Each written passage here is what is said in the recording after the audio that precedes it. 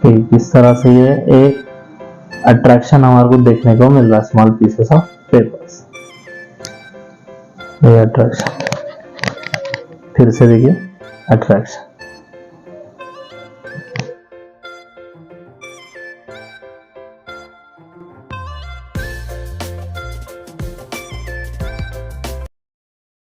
Everyone, आज की इस टॉपिक में हम इलेक्ट्रिफिकेशन के बारे में पढ़ने वाले हैं।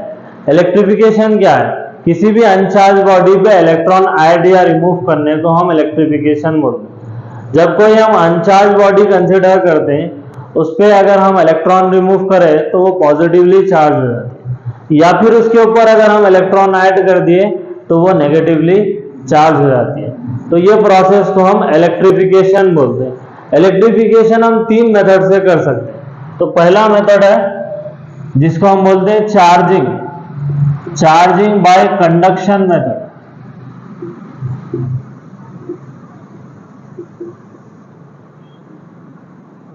Charging by conduction method.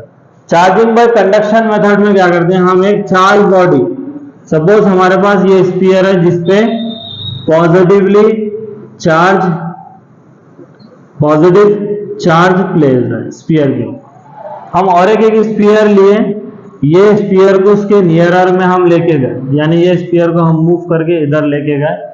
हम ये स्फीयर को जैसे ही मूव करके इधर लेके गए या कांटेक्ट में लाए ये फर्स्ट स्फीयर के साथ, तो दोनों भी स्फीयर के ऊपर चार्जेस कुछ इस तरह से डेवलप हो जाते।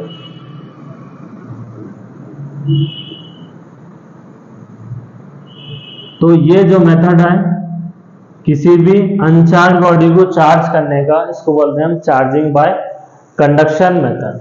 सेकेंड आता है हमारे पास charging by induction method. Charging by induction method. तो चार्जिंग बाय इंडक्शन मेथड में हम क्या करते हैं, अनचार्ज बॉडी को, ये हमारे पास एक अनचार्ज बॉडी है, इसमें कोई भी चार्ज प्लेस नहीं है। हम क्या करें, सपोज एक गिलास रॉड लिए। गिलास रॉड क्या है, एक पॉजिटिवली चार्ज इंस्ट्रूमेंट होता है। तो जैसे हम एक गिलास रॉड को ये अनचार्ज बॉडी के नियरर में लेके गए, अभी अनचार्ज बॉडी के पास पॉजिटिव चार्ज भी है, नेगेटिव चार्ज इलेक्ट्रॉन भी है। जितने भी नेगेटिव चार्ज इलेक्ट्रॉन है वो पूरे पॉजिटिव चार्ज गिलास रॉड की तरफ मूव कर जाते हैं, और क्योंकि नेगेटिव चार्ज इधर मूव करे तो पॉजिटिव चार्ज रिपल होके इधर मूव कर जाता है। नेक्स्ट स्टेप में क्या करते हैं हम, ये बॉडी के पास दोनों भी चार्जेस है, पॉजिटिव चार्ज भी है, नेगेटिव चार्ज भी है। तो नेक्स्ट स्टेप में हम ये बॉडी को जो है अर्थिंग से कनेक्ट कर देते हैं। जैसे हम ये बॉडी को अर्थिंग से कनेक्ट करते हैं, यहाँ पे glass rod as it is है पॉजिटिव चार्ज, और यहाँ पे negative charge as it is है। एक्सेस चार्जेस कौन सा है, यहाँ पे पॉजिटिव चार्ज है, पॉजिटिव चार्ज एक्सेस चार्जेस है। तो पॉजिटिव चार्ज अर्थ में जाके न्यूट्रलाइज होगा। अब जैसे ही पॉजिटिव चार्ज अर्थ में जाके न्यूट्रलाइज हो गया, नेगेटिव चार्ज इधर रहेगा, एक ग्लास रॉड है, ग्लास रॉड हटा दो। नेक्स्ट स्टेप में अर्थिंग भी रिमूव कर दो, तो हमारी बॉडी नेगेटिवली चार्ज हो गई, जिसमें हम नेगेटिवली चार्ज को यूनिफॉर्मली डिस्ट्रीब्यूट कर दें। तो ये हमारा सेकेंड मेथड है, इसको हम चार्जिंग बाय इंडक्शन मेथड बोलते हैं। इसको हम 2 स्फीयर लेके भी कर सकते हैं, और ये पहला मेथड था हमारा charging by conduction method. Third method है हमारे पास चार्जिंग बाय फ्रिक्शन मेथड, जो कि मोस्ट इंपॉर्टेंट है। Charging by friction method.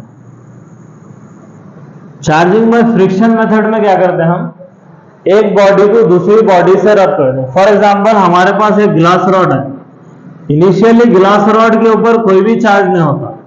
हम एक सिल्क क्लॉथ लिए, ये हमारे पास सिल्क क्लॉथ है, और ये हमारे पास ग्लास रॉड है। अभी हम सिल्क क्लॉथ को ग्लास रॉड के ऊपर रब करें, जैसा कि ये मार्कर है, मार्कर को कंसिडर करो ये ग्लास रॉड है, और मेरे पास ये क्लीनर है। इसको हम समझेंगे सिल्क क्लॉथ। जब हम ये मार्कर को रब करेंगे सिल्क क्लॉथ के साथ, सपोज ये सिल्क क्लॉथ है, इसको जब हम रब करेंगे तो ये जो मार्कर है यानी ये जो ग्लास रॉड है इसके ऊपर पॉजिटिव चार्ज आ जाएंगे। इसके ऊपर पॉजिटिव चार्ज आने का रीजन ये है, जब ये इसके साथ फ्रिक्शन करेगा तो यहाँ पे सिल्क क्लॉथ के ऊपर पूरे नेगेटिव चार्ज आ जाएंगे, क्योंकि ये ग्लास रॉड इलेक्ट्रॉन को लूज करेगा और वो लूज हुए से इलेक्ट्रॉन सिल्क क्लॉथ गेन करेगा। क्योंकि सिल्क क्लॉथ इलेक्ट्रॉन को गेन कर रहा है इसलिए सिल्क क्लॉथ के ऊपर एक नेगेटिव चार्ज आ रहा है, और क्योंकि ग्लास रॉड इलेक्ट्रॉन को लूज कर रहा है इसलिए ग्लास रॉड के ऊपर एक पॉजिटिव चार्ज आ रहा है। तो ये मेथड को हम चार्जिंग बाय फ्रिक्शन मेथड बोलते हैं। इसमें और एक एग्जांपल भी हम कंसिडर कर सकते हैं। हमारे पास एक प्लास्टिक रॉड है, प्लास्टिक रॉड, इसको हम एक कैट्स फर से हम रब कर रहे हैं। जब एक प्लास्टिक रॉड को हम कैट्स फर से रब कर दें तो प्लास्टिक रॉड के पास टेंडेंसी इलेक्ट्रॉन को गेन करने की और कैट्स फर के पास टेंडेंसी इलेक्ट्रॉन को लूज करने की। तो इसलिए कैट्स फर के ऊपर पॉजिटिव चार्ज आ रहा है और प्लास्टिक रॉड के ऊपर नेगेटिव चार्ज आ रहा है। तो ये चार्जिंग बाय फ्रिक्शन मेथड हम अपने डेली लाइफ में भी कंसिडर कर सकते हैं। चार्जिंग बाय फ्रिक्शन मेथड हम अपने डेली लाइफ के एग्जांपल में भी कंसिडर करते हैं। जैसा कभी हम मॉर्निंग के टाइम में उठने के बाद जनरली विंटर के सीजन में ऐसा होता है, हम उठने के बाद सडनली किसी मेटालिक चीज को छेड़ें, जैसा डोर को छेड़ें तो हमारे को एक अर्थिंग मारती है। हम समझते हैं ये अर्थिंग मारने का रीजन करंट है, बट इसका रियल रीजन होता है स्टैटिक इलेक्ट्रिसिटी।